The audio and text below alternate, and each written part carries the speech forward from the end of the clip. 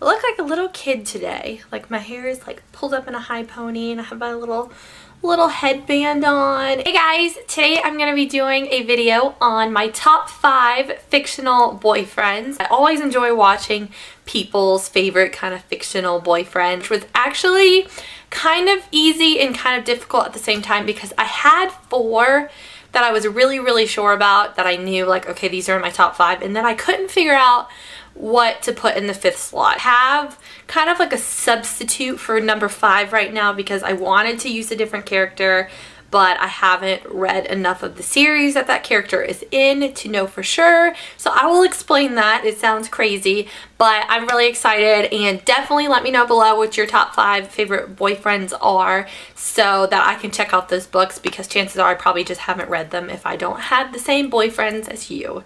There are people talking outside like all day long, and I don't know what they're doing out there. Okay, so I'm going to start with number 5. This is the one that's kind of like a substitute because originally I had wanted to do 4 from Divergent as a fictional boyfriend, but I wasn't really sure if I should because I've only read the first Divergent book. I haven't read Insurgent or Allegiant or 4, and so I feel like the first Divergent book we got a little glimpse of 4, but nothing too crazy to the point where I could be like, oh yeah, that's like a fictional boyfriend. And honestly, part of my reasoning to want to choose 4 is because the Divergent movie where Theo James played 4, oh my goodness, like if Theo James was in my real life, I would date him in a heartbeat because he is so gorgeous, and he did a really great job of bringing 4's character to life, and therefore I like 4, but I felt like the actual book I didn't get to see a whole lot of 4's personality. So anyways, I was going to pick 4, and I decided that since I haven't made that call for sure, that I would substitute in one, and this one's probably going to get a little bit of hate, but I felt like this choice was better than any of the other choices, and so I chose Edward from Twilight. And I know it's just like a thing, and you know, this one I don't really feel that strongly about anymore. This sounds so weird. This is like the weirdest tag video, you guys, but I used to love Twilight when I was younger, and I loved Edward. I was always team Edward. I'm sorry if you were team Jacob. I just loved Edward, and I just feel like I felt like Edward was a good choice to pick because I've read 4 books with Edward in them. I always liked his character. I felt like the feels kind of romance aspect of Twilight was what made it so appealing. For all being honest, that was really the reason why we all read it, was because we loved the whole kind of like romancy side going on. And so I thought I would sub Edward in for now. I don't really, you know, feel like he's a top priority in my life anymore, but I felt like for now he'll just kind of, you know, sit on the bench. For 4 is one that is a newer kind of addition as of last year. Actually, all of these are like the last year and a half that I've read. And okay, so number 4 I read last year, and that is St. Clair from Anna and the French Kiss, which I have a feeling a lot of people have probably picked because St. Clair is just like an awesome fictional boyfriend character, and I loved Anna and the French Kiss, and I need to go back and reread it. But his character was really just I feel like genuine and very compassionate, and I felt like he really did care and love Anna, and I loved just kind of the friendship that they sort of had before they kind of became a thing, and I just loved his character. The only downside to him is that in the book he's a little bit short, just a little bit, and I would prefer if he was taller because I'm like 5'5", 5'6", so if he's like 5'7", 5'8", we could just like push him up to 6 feet and that would be good, and then he would be perfect. For 3 it goes to a character that I discovered last month in a book that I read. So if you watched my wrap up, you saw me talk about this book, but I chose Andrew Parrish from The Edge of Never, which some of you may not be familiar with if you haven't read this book. I haven't heard too much talk about this book, but it's a new adult book. It was so good, and the more I think about it, the more I fall in love with his character because Andrew was like a very realistic character as far as like he's not like a fantasy like demon hunter or anything like that, but he is still kind of like a oh my goodness, if you were like really in my real life, I would be freaking out kind of character, because Andrew's 25 and he is like the most gorgeous boy ever based on the description. He's like very, very sexy and just very, very fun. I loved his character.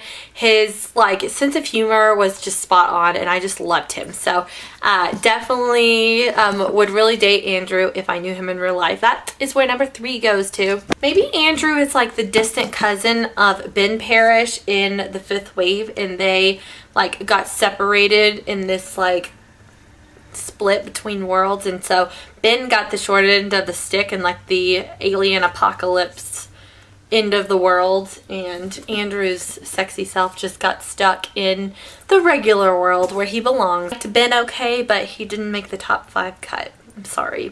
Maybe in the Infinite Sea he'll redeem himself, because I don't have a preference for Evan. I definitely like Ben over Evan, but not as much as I like Andrew. Number 2 and number 1 I have a dilemma with, because I absolutely love both of these characters. Go back and forth contemplating who gets the number 1 spot and who gets the number 2 spot, because to me they're both like equal. They're just very, very different. One of them is from a series that is a fantasy series and his character is not really like realistic, but then another one of them is realistic and I love him too. If I had to choose, I think that the number 2 spot would have to go to Lucas Maxfield from the Easy series by Tamara Weber. If you guys are not familiar with this, oh my goodness, this is like my favorite new adult series of all time. I read Easy back in December last year and I absolutely fell in love with Lucas's character. He is just like so great and I love him. So if you haven't seen any of my videos, I have a book review for both Easy, and then the book from Lucas's perspective is actually called Breakable. It came out this May and I did a giveaway for the books and all of this stuff because I love them so much. But Lucas Maxfield's character is like the typical bad boy stereotype that you would think. Like, he has tattoos and he drives a motorcycle and he seems really dangerous and tough and all this stuff, but he is just like the most respectful like stand-up guy ever, but he still has like the sexy vibes going on. But I can't even tell you guys how much I love him. If you haven't got Lucas in your life, then go read the new adult books. I love him and I would have to put him as number 2. Down to the wire to the number 1 fictional boyfriend on the list. You might ask, Kristen, who is it?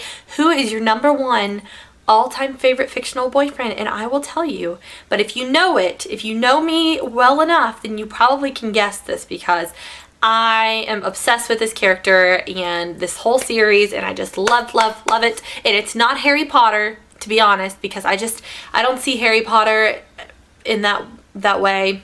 Like, I just don't find the romance kind of fictional boyfriend element in there.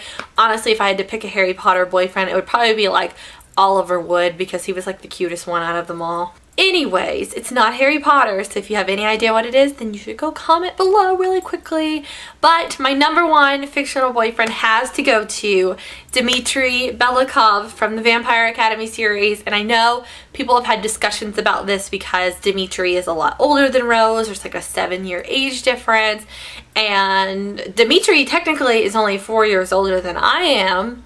5 years older than when I first read it, but I just love Dmitry. He is like the perfect male character, and the whole storyline and the relationship of the Vampire Academy series is so addicting and so good. And they're those books that you just can't stand how good they are. Like, it drives me nuts how good those books are as far as like the feels go and just the things that happen. Like, that was an emotional roller coaster if I ever saw one. Got that like bad boy, like not really bad boy, but he's got like the very tough hardcore vibe going on because he's very, you know, intense. Like, they talk about Dmitry as a god, which I never really liked the analogy of that for the books, but that's what they call him because he's just very intense and very like he is like the BMC on St. Vladimir's Academy, and I loved him and Rose. But Dimitri's character is like very tough on the outside, but inside he is like such a sweetheart, I feel like, and he loved Rose.